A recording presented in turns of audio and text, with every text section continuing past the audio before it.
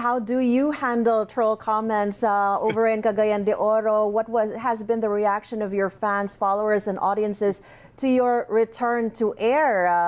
I believe you're doing that online now. And is that enough for your fans, followers?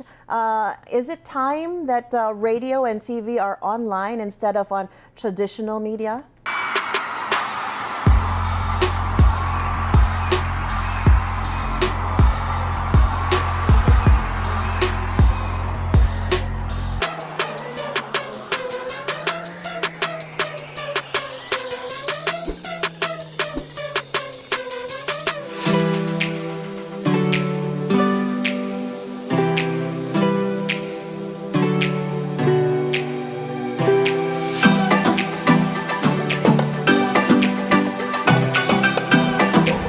Good morning, guys. It's already 11. Sorry, I started late with the vlog. And I'm speaking in English again. With the kids around. Without mommy. Wala si mommy, gigidala niya ang... The 2 dogs lang or Billy? Billy lang. Okay, nato sila sa vet. Pero medyo si mommy gisapot. You know why? Why mommy is pissed? Yeah, because Maui is biting the plants. Maui was eating the plants? Yeah. He bite the plants. This morning. This morning we put the Belgian dog outside. Inside? Why? Yeah, then the dog destroyed the Plants. Oh, the plants there. Daddy made me a What's that heart. again? The landscape. The landscape. So gisapot si Mami waiting ko guys tapos medyo gidugo po si Mami. So It's a heart. Mami is having a period, that's why Mami is always pissed. She's not smiling. She's having a period. Yep. It's already that time of the month. What is a period? Period like. No, don't tell her. She's not get ready. What's your question again?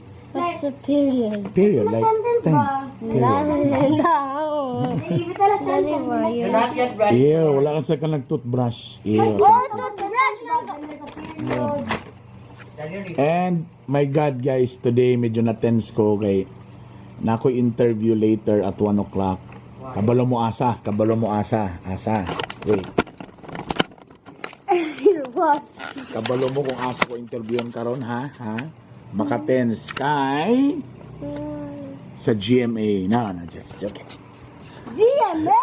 No, nakoy interview sa ANC. ANC is a English news. Oh my God, nosebleed.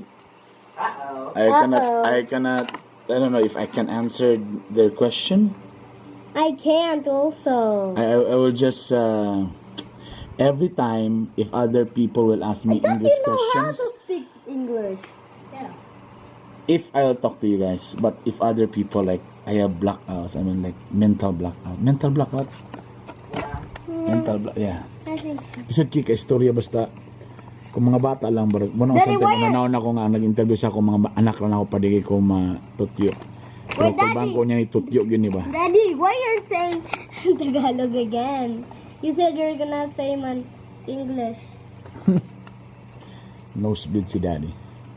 So hard to speak straight English. That happened? Yeah. I didn't know. But Kuya knows how to do English. This guy right there. That guy. How about you? Not really. Only I can speak Bisaya. May pa na akong mga anak na mas maayo pa mag-English. Sa mong panahon mo manggo YouTube good. Mulang Totyo atong balintong atong dila. Unang dila lang kung po ko makipag-away sa mga Facebook basig English-Englishan ko, di ka punta ka sa gakod. So ilang question daw is about unsay dako nga kuan effective ba ako sa work na ko ana. So later I don't know how to answer that, but good luck to me. Alas 11 pa, so later mga 12:30 daw standby Zoom. Oh my God, nosebleed. Let me try this, but it's time to shine. Come on, Daddy. This will be, the audience will be the entire world. Just follow my vlog. Oh my God.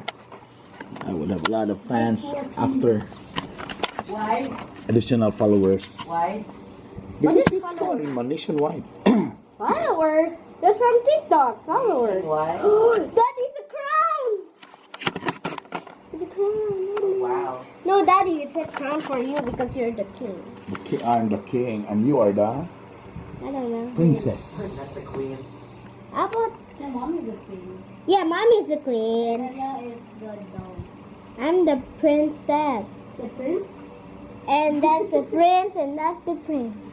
Ito yung ako niya princess. Ready pa ko mag-upload sa ako, guys. Oh, Jollibee! Oh my god. Yay, right! There's fries! Yes, we're gonna eat fries at one time. Happy, It's been a long time eating French fries. Yeah. There's hot dog. Thanks, Mom. Thanks, Mama. She's still pissed. You know she can hear you. I know. She's pissed. She can hear me. Telling that to her. She's pissed. Alright. So, The day. it's already almost 12. So, in a while, mag-ENC na ko. And I'm really scared. So, nag-schedule ng Iro. So, siya, injectionan siya kanin. Anak, alam mo naman na siya. Purgal mo na. Okay. Purga lang. Kana mo kuan siya karon injection og purga. Injection og purga so mo expect karon og mga itats. Og anti-rabies. Wala pa. Wala pa anti-rabies. Hey, that's mine. So injection. That should have to throw in the wall. What's that? That's for me. Huh? Hear this? I'm gonna... Yeah, that's my list for the day. What's that? Like you have a very good penmanship. You guys have good penmanship, no?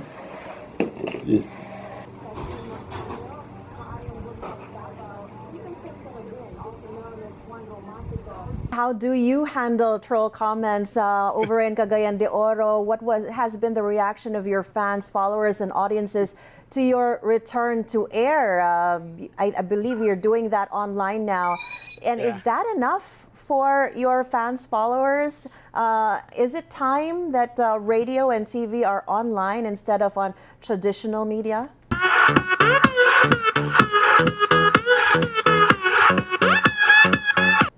Yeah, well, since the pandemic came, we already started doing the on-air using the digital. That's why our listeners, particularly in Northern Mindanao, because we're actually third of the largest, coverage, like after Cebu and Davao, and Cagayan de Oro is the largest because we're catering the entire Northern Mindanao. And to be honest, it's really difficult for us because technically MOR are entertainment station, and basically our morning shows, our shows are just all, good vibes. We're just laughing out loud every morning. But right now, it's really difficult for us. Like sometimes I don't know if I'll take it like. I would like it if they will comment like, Bernie, we like you, but we don't like your station. But I don't know how to react that because technically I will not be Bernie without my station. And, I've been in this industry for 15 years already. And same with Justine, I'm also in the morning show and also doing the radio show. And it's really difficult. And yeah, I agree. It's right now, it's really nice. Like we're doing now digital because I think everybody now uses the internet, and this is a very good actually platform for us. Like we DJs, because way back before radio is just music, but right now radio now is more on personality. So that's why it's an advantage for us if you have characters. I think this is better the digital, I mean, this live streaming platform. All right. What about a message to your followers and supporters? Any message of encouragement, perhaps, and what to look forward to in the coming weeks pending the franchise renewal of ABS-CBN? Let's start with Brother Bernie. Well, since day one, every morning, I just keep saying on myself that it's just a dream. We had just our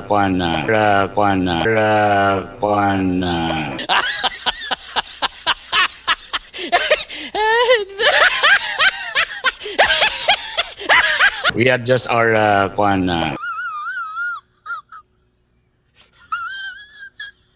general cleaning on our station, and we'll be back. And I'm sure, like anyone else, you know, though I'm not a religious person, but I keep telling my followers also that, you know, if this is God's plan, then we don't know. I just trust God's plan.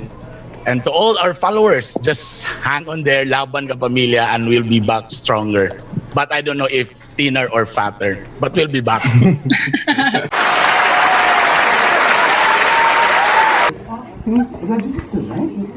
Maybe use it actually like multiple times. Yes!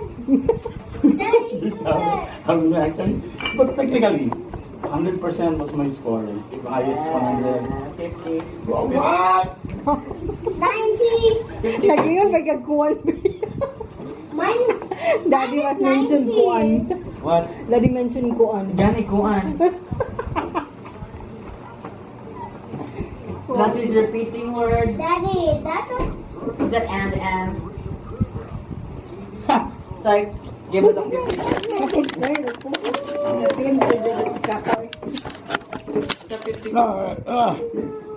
Nosebleed, baby, nosebleed. But that went well. Mommy, how was that?